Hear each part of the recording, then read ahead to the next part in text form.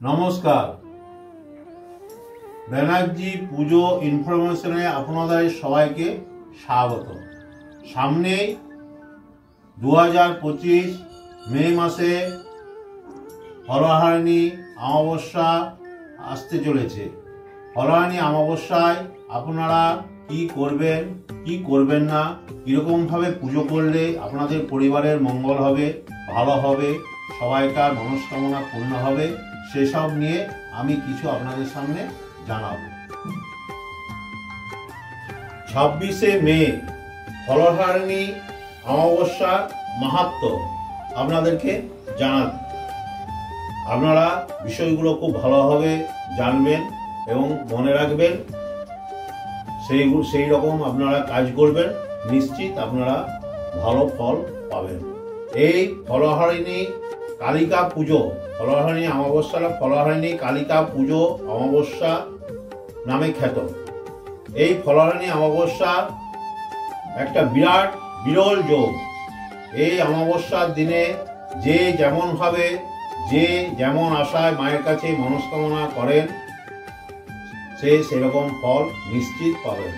এরপর ভিতরে অনেক কিছু শব্দ আছে, অনেক কিছু ভাষা আছে, সেসব আপনাদেরকে আমি জানাচ্ছি। কিভাবে কি করতে হবে, কি না করতে হবে, সেগুলো সব মনে রেখে আপনারা করলে আপনাদের নিশ্চিত মঙ্গল হবে, ভালো হবে, সংসারের মঙ্গল হবে। তার জন্য আপনাদের সমস্ত ভিডিওটা দেখতে হবে। ভিডিওটাকে স্কিপ করে চলে যাবেন না, তাহলে কিছু শব্দ বাদ হয়ে যাবে, আপনারা জানতে পারবেন না। আর এটা বেশি বেশি করে সবাইকার কাছে শেয়ার করে দিবেন, যেন সব মানুষ জানতে পারে। এবং হরহারিণী অমাবস্যার দিন যে কোনো কালী মন্দিরে, আমার এই মন্দিরে না আসতে পারলেও যে কোনো কালী মন্দিরে সেই কার্য করলে নিশ্চিত কার্য সফল হবে। এই 26শে মে হরহারিণী কালিকা পূজা, অমাবস্যা পূর্ণিমা প্রতি মাসেই পড়ে, কিন্তু এই 26শে মে অমাবস্যাটি বিশেষ বিশেষ দিন, মানে বিরাট এক মহাযোগ। কালী পূজা, কালী তন্ত্র ছাড়া কালী পূজা হয় না। সেই জন্য বলা হয় তন্ত্রের সর্বশ্রেষ্ঠ দেবী, তন্ত্রের সর্বশ্রেষ্ঠ দেবী কালী। মায়ের কাছে আরাধনা, মনস্কামনা মানত করা যায়, তাহলে ফল পাওয়া নিশ্চিত যায়, মোক্ষ ফল পাওয়া যায়। এই অমাবস্যায় যদি গ্রহদোষ কাটাতে পারেন, মোক্ষ ফল পাবেন। এই অমাবস্যাতে একটা বিরাট ঘটনাও আছে। স্বয়ং রামকৃষ্ণ পরমহংসদেব 1820 বঙ্গাব্দে মা শারদামণি দেবীকে ষোড়শী রূপে পূজা করেছিলেন। এই অমাবস্যায় মা কাউকে খালি হাতে ফেরায় না, এটা আপনারা সবসময় জানবেন। এই অমাবস্যায় মা কাউকে খালি হাতে ফেরায় না। এই অমাবস্যায় যদি আপনারা মনন, চিন্তন, ভক্তি, একাগ্রতা, শক্তি, শ্রদ্ধা দিয়ে ডাকতে পারেন এবং ফল দান করতে পারেন, যেই ফল আপনি 1 বছর খাবেন না, চারিদিকে প্রচুর হরহারিণী পূজা হবে। আর যারা দীক্ষা নেবেন বলেছেন, তারা সকাল 11:30 বা সন্ধ্যা 5টায় আসবেন। ফাঁকা সময় থাকবে এই অমাবস্যায়, ওই ফাঁকা সময়ে আমি দীক্ষা দিতে পারবো। এই অমাবস্যায় যা অশুভ গ্রহ সব ঠিক করা যায়। চারদিক থেকে অফিস, পাড়ার, ঘরে, বাইরে নানা রকম অসুবিধা বা বদনাম সমস্যায় কেউ ভুগছেন, এই অমাবস্যায় সব ঠিক হবে। বাস্তু দোষ, বিবাহ হচ্ছে না, তাহলে পূজা যজ্ঞ করলে ভালো ফল পাবেন। গ্রহ দোষ আছে, ভালোভাবে যজ্ঞ করলে নিশ্চয়ই ফল পাবেন। এবং ফল সেদিন মাকে দান করতে হবে। আপনাদের বাড়ির কাছাকাছি মা কালীর মন্দিরে যে ফল একটি দান করে নিজের মনস্কামনা নিশ্চয়ই জানান, ফল নিশ্চিত হবে। যাদের সন্তান হচ্ছে না বা হয়নি, 4 বছর, 5 বছর, 6 বছর, আমি বলবো তারা ডাক্তার দেখাচ্ছেন, ডাক্তার দেখান, অবশ্যই ডাক্তার দেখাতে হবে।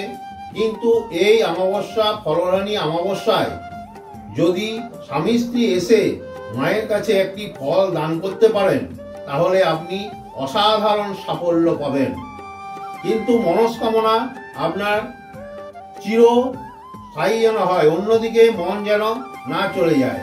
একটি মনস্কামনা নিয়ে স্বামী স্ত্রী এসে মায়ের কাছে জানান এবং ফল দান করেন, তাহলে কাজ নিশ্চিত হবে, কাজ সাফল্য পাবেনই। 1 বছরের মধ্যে আপনি ফল পাবেন। দেখুন, মাকে সবাই ডাকে, কিন্তু ডাকার মতো ডাকতে হবে। ডাকার একটা পদ্ধতি আছে, কিন্তু ডাকার মতো যদি ডাকতে পারি তাহলে মা খালি হাতে ফেরাবে না। আমি যদি মাকে ডাকার মতন ডাকতে পারি, মা কোনোদিনই খালি হাতে কাউকে ফেরায়নি, ফেরাবেও না। তাকে একটা না একটা ফল দেবেই। 1820 খ্রিস্টাব্দে শ্রী শ্রী রামকৃষ্ণ সারদা মাকে ষোড়শী রূপে পুজো করেছিলেন। সেই জন্য এই দিনটা বিরাট যোগ বা অমাবস্যা, ফলহারিণী কালিকা পূজা। এখনো দেখবেন রামকৃষ্ণ মঠ এই দিনে ষোড়শী রূপে পূজা হয়। দেখবেন তারাপীঠ, কালীঘাট, কামাখ্যা, দক্ষিণেশ্বর ষোড়শী রূপে পূজা করা হয়। ফল ও ফলের মালা, অনেকে বলে আমরা ফলের মালা দিব বা পড়াবো, পড়াতেই পারেন। যার যেটা মনের ইচ্ছা, যার যেটা মন চাইছে, যার যেটা ইচ্ছা হয়, মাকে আপনারা দিতে পারেন, মাকে পড়াতে পারেন। এই দিন যারা সাধক, তাদের এই দিন একটা ফল প্রাপ্তি হবেই। ওই দিন সমস্ত গ্রহদোষ, শারীরিক অসুস্থ, শত্রুনাশ এবং নানা রকম সমস্যা পূজা যজ্ঞ দ্বারা কাটানো হয়। বিশেষ ক্রিয়া হবে। যারা আসতে পারবেন না তারা নিকটবর্তী কালী মন্দিরে যেয়ে ফল দান করে আসবেন নিশ্চয়ই।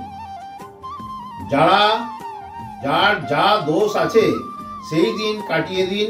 সবাই সুস্থ থাকুন, আনন্দে থাকুন, ভালো থাকুন। আমার রাজরাজেশ্বরী মা আপনাদের আশীর্বাদ করুন। এরপর আমি বলছি যে কত তারিখে পড়ছে, কত তারিখে ফলহারিণী অমাবস্যাটা আপনারা পালন করবেন, কোন দিনটায় পালন করবেন, সেই নিয়ে আমি বিস্তারিত বলছি। ফলহারিণী অমাবস্যা শুরু হবে আগামী 26শে মে সোমবার সকাল 11টা 3 মিনিট থেকে 27শে মে সকাল 8টা 13 মিনিট পর্যন্ত। তাহলে মেন অমাবস্যাটা হচ্ছে আমার 26শে মে সোমবার অমাবস্যা। গঙ্গা স্নানের শুভ সময় সূর্যোদয়ের পর থেকে সকাল 11টা 7 মিনিট পর্যন্ত। এই দিন মা কালীর 5টি ফল, 5 রকমের ফল দিয়ে মায়ের মন্দিরে বা নিজ বাড়িতে অর্পণ করবেন। ঘিয়ের প্রদীপ, জবা ফুলের মালা, ভক্তি ভরে সিঁদুর, কৌটো মাকে অর্পণ করবেন। 5টি ফলের মধ্যে একটি ফল মাকে দান করবেন। নিজের পছন্দ মতন ফল মাকে নিজের একটি মনস্কামনা জানিয়ে অর্পণ করুন, বা যদি কোনো জায়গায় আহুতি দিতে পারেন তাহলে খুবই ভালো হয়। যে ফল অর্পণ করবেন বা আহুতি দিবেন সেই ফল 1 বছর খাওয়া চলবে না। মা আপনার মনস্কামনা পূর্ণ করবেন নিশ্চিত। আপনারা ভালো থাকুন, সুস্থ থাকুন, এই বলে আমার ভিডিওটি শেষ করছি। যদি আপনাদের ভালো লেগে থাকে তাহলে চ্যানেলটি সাবস্ক্রাইব করতে ভুলবেন না, সাবস্ক্রাইব করবেন এবং আরও সবাইকার কাছে এই ভিডিওটি যেন যায়, সবাই যেন ভালোভাবে মাকে পুজো দিতে পারে। আপনাদের যদি আরও কিছু জানার থাকে বা এই বিষয়ে যেটা বললাম সেটা যদি জানার থাকে কমেন্টে আপনারা জানাবেন। আমি যতটা পারবো নিশ্চয়ই উত্তর দেওয়ার চেষ্টা করব। নমস্কার।